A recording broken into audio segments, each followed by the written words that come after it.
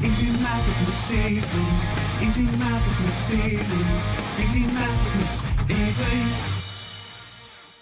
Today we're going to continue talking about simplifying expressions, but this time we're going to be talking about some different properties that are going to help us. So let me start with an expression that you're familiar with from my last video, and if you haven't seen it yet, you might want to go check that out. But this one, as you can see, has X and Y, and they're just kind of all jumbled up. They're all in a different spot. It's kind of easier if we can get them together to then combine like terms.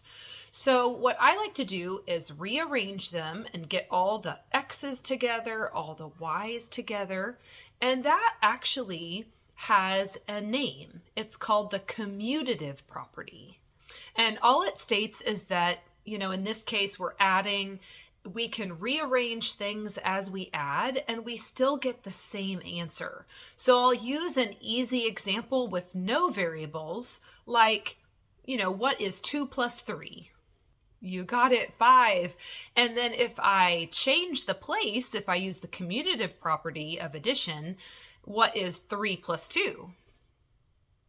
You got it, it's still 5. So that works for these terms that have a coefficient and a variable. We can still rearrange those things. All right, now I've got another example for you. And this time, once again, I kind of like to start teaching expressions with just numbers. So not a term like a coefficient and variable, but just some numbers to teach you of a new property. So in this case, let's look at 2 and then parentheses 3 plus 5. Okay, so in this case, we don't have any variables to worry about. We just have the numbers. So if you saw this example, what would you do? There's probably a couple different ways you could solve it. Okay, so some of you went straight to adding up the 3 plus the 5, which is 8. And then what does it mean when a number is bumped up next to a parentheses like that? What do we do with the 2? Okay, you got it. It's always multiplication when a number is bumped up next to a letter or a parentheses. So then 2 times 8 is 16.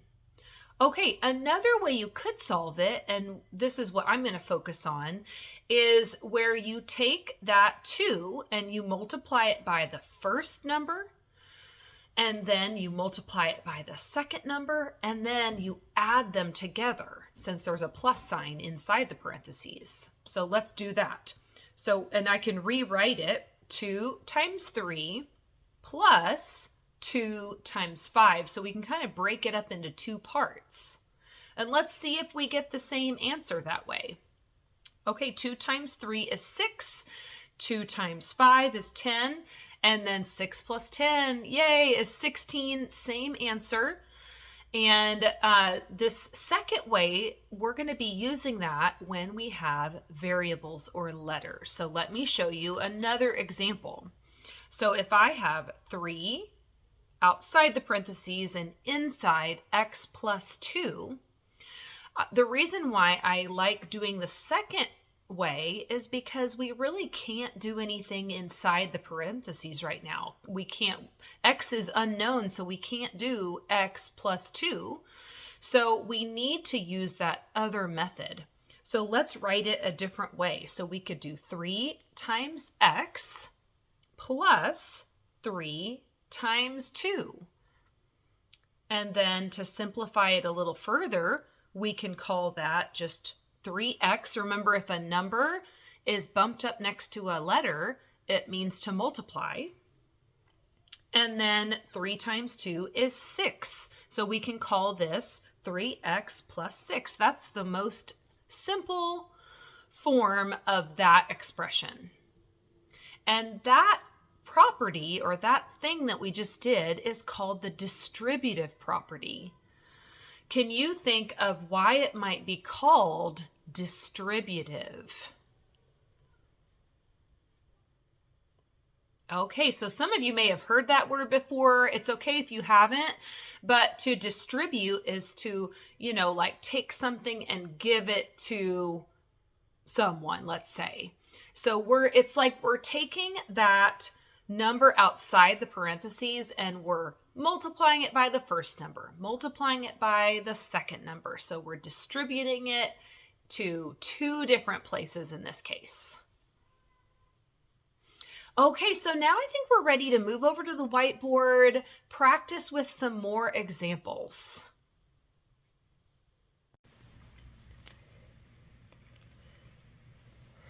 Okay, so here are my first examples. I have two different expressions for you, and I want you to really think about which property would be helpful.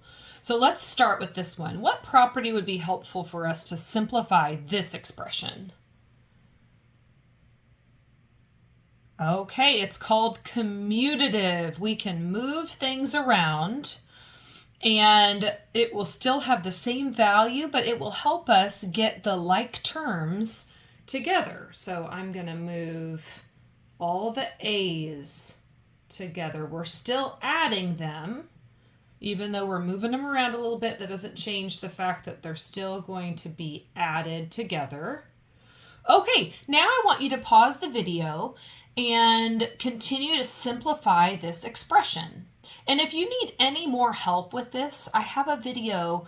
My last video goes into real detail on this exact type of expression. So I would suggest going over to that first.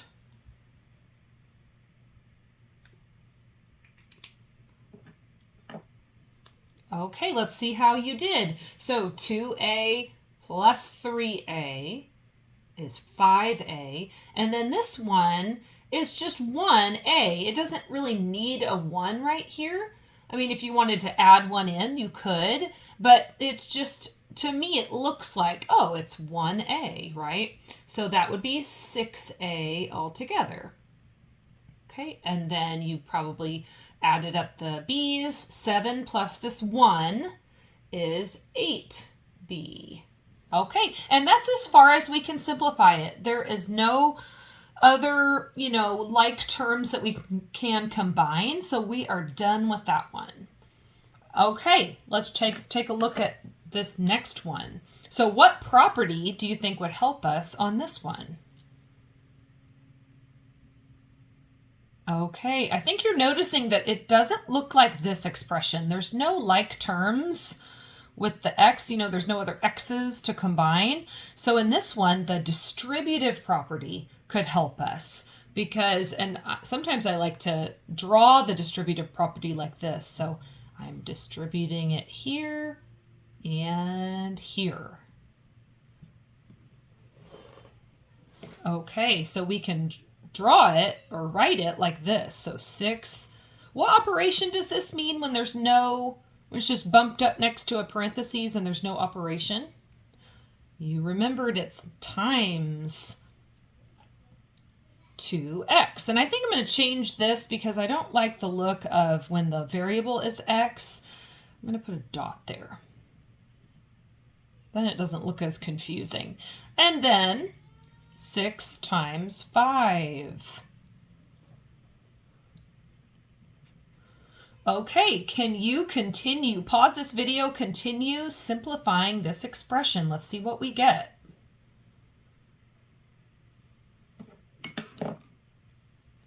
All right, and we'll check your work. 6 times 2x. Well, think about what 6 times 2 is. Okay, you got it. 12x plus, and then what was 6 times 5? You got it, 30. Can I simplify that down any further? No, I cannot. I have this term right here with a variable. This one does not have a variable. There's nothing else to combine. So I am done. All right, I have 2 more for you to work on. I want you to pause the video and see if you can simplify those expressions using either the commutative property or the distributive property.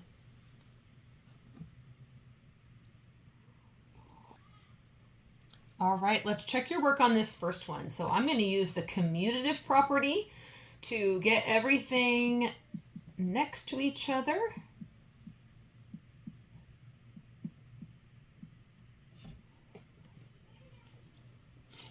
Okay, and then let's check your work on combining like terms.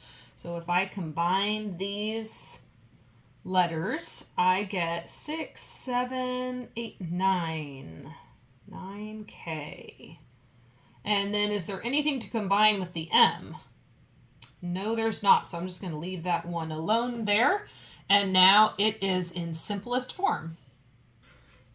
Okay, now let's check this other expression. And I went ahead and wrote or drew arrows to show that distributive property is really the best property for this one. And if I know all about PEMDAS or GEMDAS from last year, or possibly from my videos, then I know I need to start with parentheses.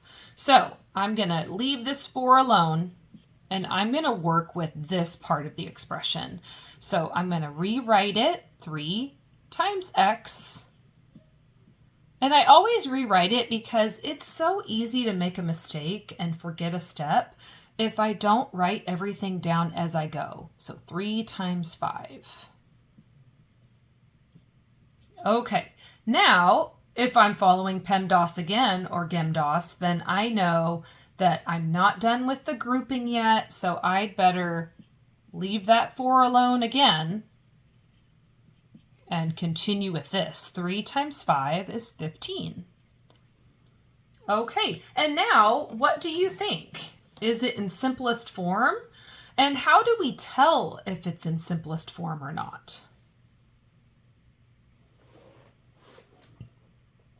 Okay, hopefully you're catching on to, if it's something like this where you can't simplify it anymore, there's no other like terms to combine, then it's in simplest form. So what do you think about this example? Ooh, okay, look at this, 4 and 15. There's no other x's, but these are like terms, so let's combine those. 3x plus 15 plus 4 is 19. Okay, great. Now it's in simplest form. I hope this video helps you in your math class or at home.